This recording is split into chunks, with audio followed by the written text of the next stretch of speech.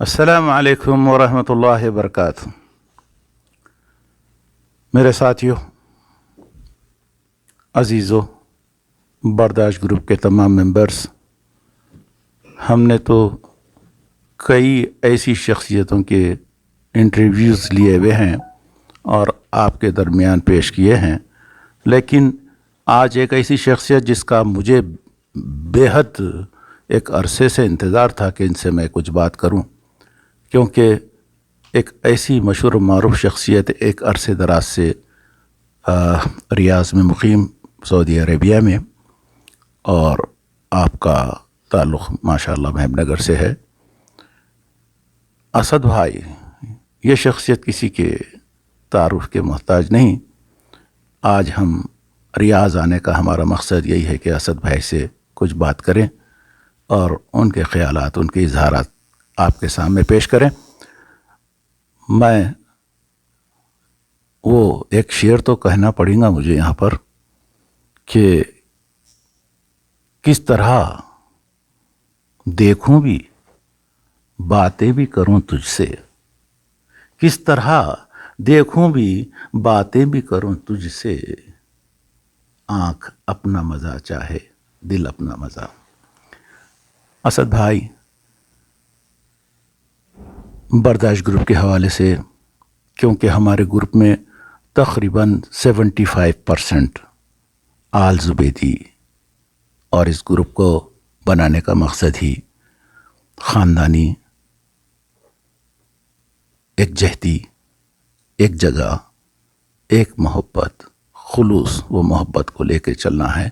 محمد علی زبیدی کا یہ کارنامہ ہے کہ اس نے اس گروپ کو تشکیل دیا، اور کامیابی کے ساتھ ہم نے یہ 7واں سال شروع کیے ہیں، اور محمد زبیدی مبارکباد کا مستحق ہے۔ اس کے پیچھے اپنی سروس کے بعد سارا وقت دے دینا، اور اس کے ساتھ ساتھ میں اپنی تمام تر فرصت اس گروپ کے حوالے کیا ہوں۔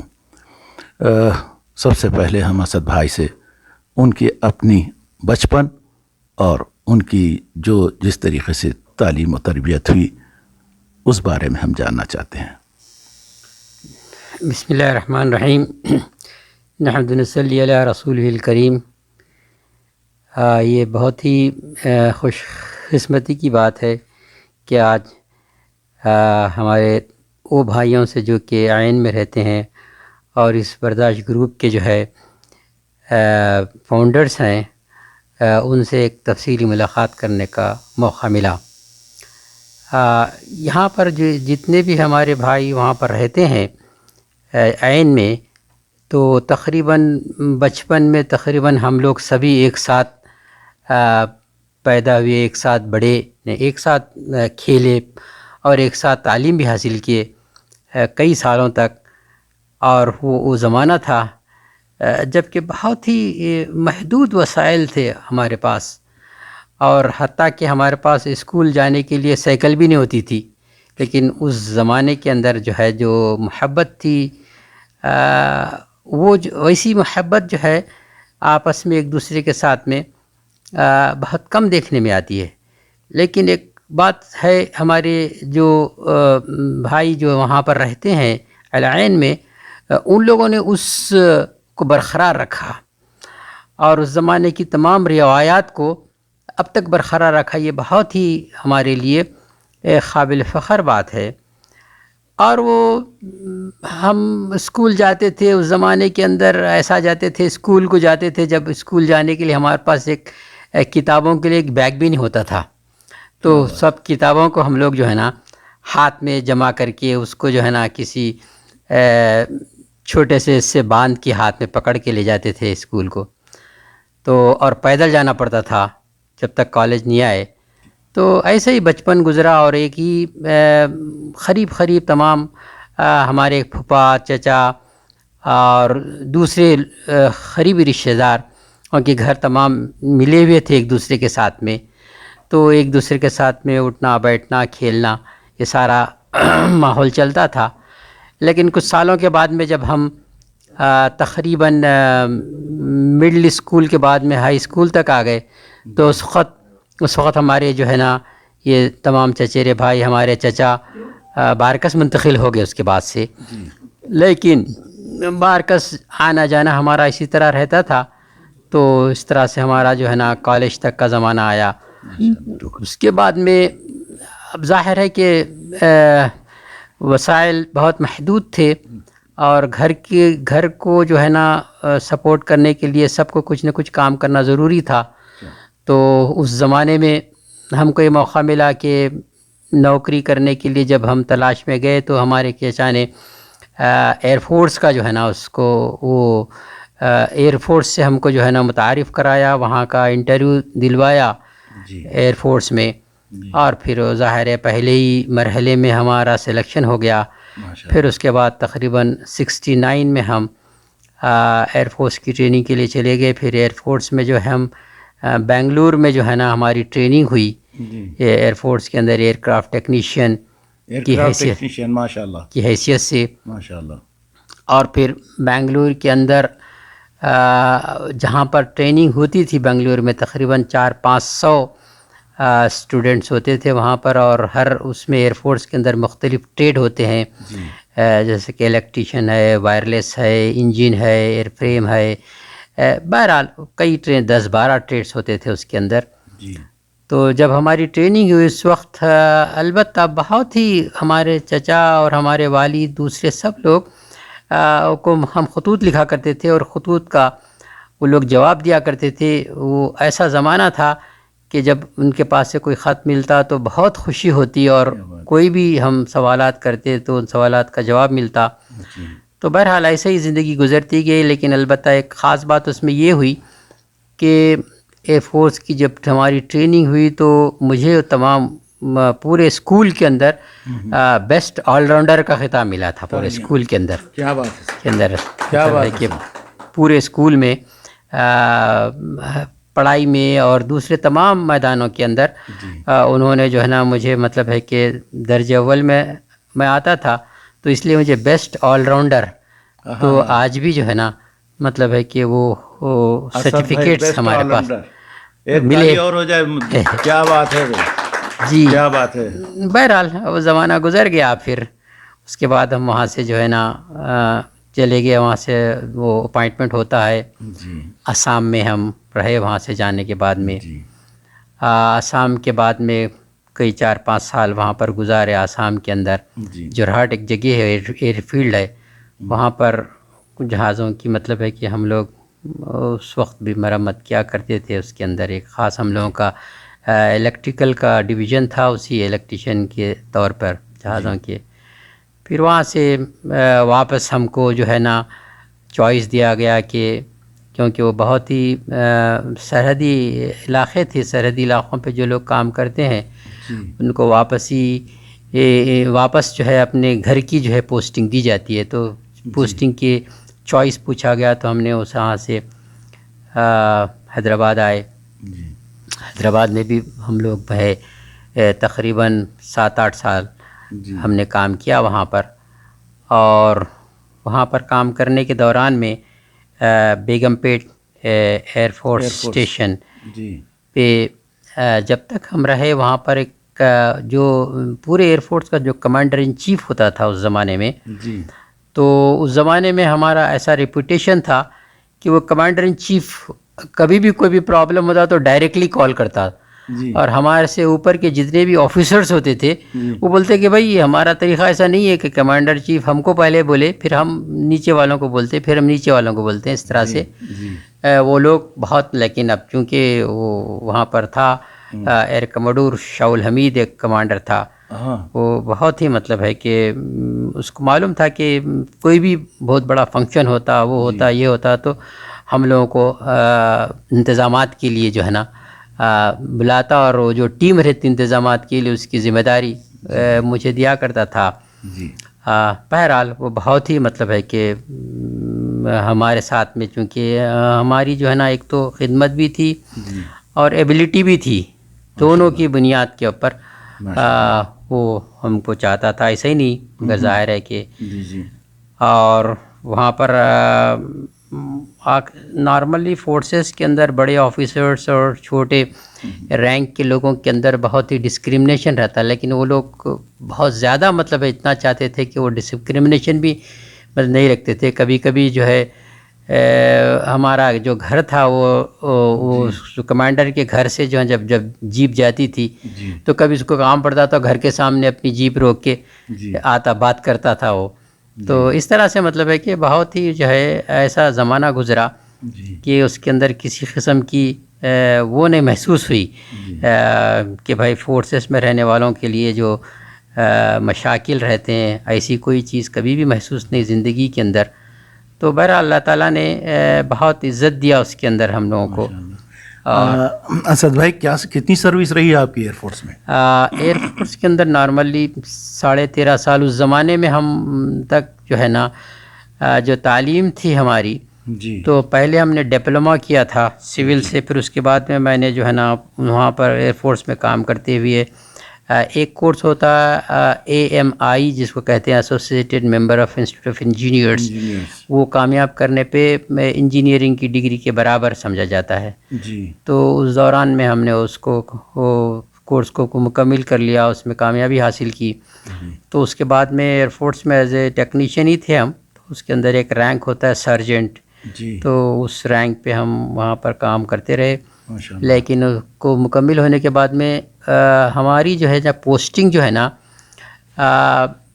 دلی کے اندر ایک کمیونیکیشن فلائٹ ہوتی ہے جو کہ بہت ہی ٹاپ پوسٹ اس کے اندر جو ہے نا ہندوستان کے 10 پریسیڈنٹ سے لے کے 10 لوگ تک اس میں فلائی کرتے ہیں اس کے اندر. اور وہ فلائٹ کو بولتے ہیں کام فلائٹ بولتے ہیں اس کو. ریکوننسس بھی فلائٹ کہا جاتا ہے اس کے اندر، اور جاسوسی کی بھی جو ہے وہ کرتے ہیں. تو اس میں لوگوں کی جو ہے نا بہت ہی اسکروٹنی ہونے کے بعد میں وہاں پر ان کو پوسٹنگ دی جاتی ہے. تو میری اس کے اندر پوسٹنگ ہو گئی اس زمانے میں. تو اور اس زمانے میں ایک ایسا رہتا تھا جس کی پوسٹنگ ہوتی تھی اس کو جو ہے نا مطلب ہے کہ تقریباً 10-15 سال تک پھر واپس نہیں چھوڑتے تھے وہ لوگ، کیونکہ وہ بہت سارے سیکریٹس اور بہت ساری چیزیں جو ہے نا اس سے آدمی وابستہ رہتے تھے. اور اس کو لیے وہ لوگ جو ہے خود اس میں پوسٹنگ دینے سے پہلے تقریباً 6 مہینے 1 سال تک اس آدمی کا پورا بیک گراؤنڈ، اس کے گھر کا، کہاں پیدا ہوا، وہاں سے جو ہے نا پوری جو ہے انفارمیشن وہ لوگ جمع کرتے. اس کے بعد میں اس کو پوسٹنگ دیتے وہاں پر. تو 2 چیزیں تھیں اس کے اندر. ہمارا بیک گراؤنڈ بھی بہت اچھا تھا، اس کے علاوہ سب سے زیادہ اہم ترین چیز تھی کہ وہ اس کے اندر آدمی کتنا ایفیشینٹ ہے. تو ظاہر ہے ایفیشینٹ لوگوں کو یہ کرتے. اور جو بھی VIPs جو ہوتے ہیں جس کو چیف آف ایئر اسٹاف ہے اور تمام آرمی چیف وغیرہ جب فلائی کرتے ہیں تو ان کے ساتھ ہی فلائی کرنا پڑتا تھا ان لوگوں کو. کمیونیکیشن فلائٹ کے جو ریکوننسس فلائٹ کے جو رہتے تھے. تو اس زمانے میں اس نے کہا کہ بھائی اگر ایک مرتبہ تم چلے جاتے ہیں تو پھر اس کے بعد میں پھر اس سے جو ہے نا ڈسچارج ملنا مشکل ہو جاتا ہے. تو اسی لیے ہم نے جو ہے نا اس کو کہا جاتا ہے کہ ایئر فورس کی لینگویج میں کمپیشنیٹ گراؤنڈز پہ جو ہے ڈسچارج کے لیے ہم نے اپلائی کیا. تو 13.5 سال کی سروس ہونے کے بعد میں تو پھر ہم لوگوں کو جو ہے نا ظاہر ہے کہ وہ ڈسچارج ہوا وہاں سے. اور اس میں سب کی جو ہے نا اس کے اندر ریکمنڈیشن تھا. اس میں ہمارا جو ہے نا کمانڈر جو تھا وہاں سے لے کے جو ہے نا ایئر ہیڈ کوارٹر تک تو ہماری رپورٹ تھی ہم لوگوں کے پاس. لوگوں نے 13 سال آپ نے ایئر فورس میں کام کیا. ٹیکنیشین واللہ ہم تمام کے لیے، زبیدی خاندان کے لیے، بلکہ ہم تمام انڈینز کے لیے ایک فخریہ بات ہے کہ آپ نے اتنی بہترین اور اتنی شاندار خدمات انجام دی ہے. جی اسد بھائی، چونکہ آپ کا تعلق بنیادی محب نگر سے ہے اور محب نگر کی مشہور و معروف مسجد مدینہ مسجد جس کی بنیاد اور جس کی تعمیر میں نے بہت کچھ سنا ہے کہ زبیدی خاندان کا بہت بڑا حصہ ہے، اور آج تک اس مسجد کی خدمات میں بھی زبیدی خاندان سے لوگ برابر خدمت کر رہے ہیں. میں اس تعلق سے آپ سے سوال یہ کروں گا کہ مسجد کی بنیاد اور اس کی تعمیر اور آپ کی یادداشت، اس بارے میں اپنے خیالات کا اظہار کریں. بسم اللہ الرحمن الرحیم. مسجد کے سلسلے میں جہاں تک ہم لوگوں کو معلوم ہے، اس کی بنیاد تو ہمارے جو تایا شیخ عیسیٰ زبیدی، شیخ عیسیٰ بن احمد زبیدی اور ان کے گروپ نے اس کی بنیاد رکھی تھی. اور اس زمانے میں ایک بہت مشہور عالم دین تھے، شاید ان کا نام عبدالحلیم میرٹھی تھا، کچھ ایسا ہی تھا جی مولانا. تو وہ بعد میں تو پاکستان چلے گئے، لیکن وہ تو صرف افتتاح کیے تھے. لیکن مسجد کی کو بنانے میں، اس زمانے میں مسجد کی بنیاد رکھنے میں، جس میں ہمارے پھوپھا بھی تھے، جو ہے شیخ کیا صالح بن محمد کلدی، جن کو ہم لوگ سب بابھائی بابھائی بلا کرتے تھے. ہاں ماشاء اللہ. باپ بھائی. اور اس کے بعد جی والد جی بہت ایکٹیو تھے. پھر ہمارے چچا شیخ علی زبیدی اور شیخ عیسیٰ زبیدی. تو اس طرح سے ان لوگوں نے اس مسجد کی بنیاد ہی نہیں رکھی، بلکہ اس مسجد کو خود تعمیر کیا ان لوگوں نے. پھر اس کے بعد میں ان کے ساتھیوں میں سے جو ہے نا، جو محمد غوث قاری صاحب تھے، قاری صاحب جو ہے نا، مطلب ہے کہ وہ رہ گئے، قاری صاحب کو میں نے دیکھا ہے، رہ گئے. لیکن اس کے بعد میں اس مشن کو جو ہے نا آگے بڑھایا قاری صاحب نے. البتہ جو محلے کی جتنی ضرورت تھی اتنی ضرورت کی تو مسجد انہوں نے تعمیر کر دی تھی. اور پھر محلے کو بھی جو ہے نا اتحاد اتفاق رکھنا، محلے کے اندر سب لوگوں کو مطلب ہے کہ ملا کے رکھنا، جوڑ کے رکھنا. تو وہ اس زمانے کے اندر وہ بڑا بہت اچھا ماحول تھا اس زمانے کے اندر. اور ان لوگوں نے بڑی کوشش کی، جدوجہد کی. لیکن اس کے بعد جب قاری صاحب آئے تو قاری صاحب نے اسی مشن کو آگے بڑھایا. اور تقریباً چونکہ اس وقت تک ہمارے تایا حضرت تو جو ہے نا پاکستان چلے گئے تھے، لیکن اس وقت ہمارے چچا علی زبیدی وہاں پر تھے، اور دوسرے چچا ابوبکر زبیدی وہ حیدرآباد شفٹ ہو گئے تھے اس زمانے تک، کیونکہ ان کو وہاں پر انشورنس کے اندر ان کو جاب ملی تھی، تو اس لیے اس جاب کے سلسلے میں وہ حیدرآباد چلے گئے. تو اس کے اندر جو محلے کے جتنے بھی کام ہوتے تھے، محلے کے اندر جتنی بھی ایکٹیویٹیز ہوتے تھے، اس ایکٹیویٹیز کو اس متحدہ طور پر وہ جو ہے مطلب ہے کہ انجام دیتے تھے. کہ انہوں نے ایک قسم سے ہماری بڑی تربیت کی مسجد بنانے کے لیے، پھر وہ مسجد کا کام کرنے کے لیے، پھر وہاں سے ایک لائبریری بنایا انہوں نے. اور پھر جب ربیع الاول کا مہینہ آ جاتا تو ایک مسلسل جو ہے نا وہاں پر جو ٹرینڈ چلتا تھا کہ سیرت النبی کے جلسے کیا کرتے تھے، اور پورے 12 دن 12 مقررین کو بلا کر ان کی جو ہے نا تقریریں کرواتے تھے سیرت کے اوپر. اور اس طرح سے ہر مشہور دنوں کے اندر ہر موضوع کے اوپر جو ہے نا وقتاً فوقتاً بھی حیدرآباد سے علماء دین کو بلایا کرتے تھے. تو ان تمام لوگوں کی چیزوں کے لیے سرمایہ کی ضرورت پڑتی تھی، لیکن اب اتنے وسائل محدود تھے. تو ہم لوگ جو ہے نا اس زمانے میں جو ہے ہر دفتر کو جاتے تھے، اور وہاں پر جو ہے نا جو بھی ہمارے مسلم حضرات ہوتے تھے ان تمام لوگوں سے کسی سے 5 روپے 2 روپے 3 روپے چندہ جمع کر کے لاتے تھے وہاں پر. تو اس طرح سے ایک پوری ٹیم انہوں نے بنائی تھی قاری صاحب نے. اس زمانے میں ہمارے جتنے بھی ساتھی تھے اسٹوڈنٹس ہم بچوں کی، اور وہ ٹیم اس کے پیچھے ان کے ساتھ میں کام کرتی تھی. اور اس طرح سے وہ کام بڑھتا گیا. البتہ پھر اس کے بعد میں ایک وقت ایسا آیا جب ہم لوگ وہاں سے نکل گئے، تو اس کے بعد الحمدللہ اللہ تعالیٰ نے کچھ ایسے وسائل دیے. تو یہاں سے جو ہے مطلب ہے کہ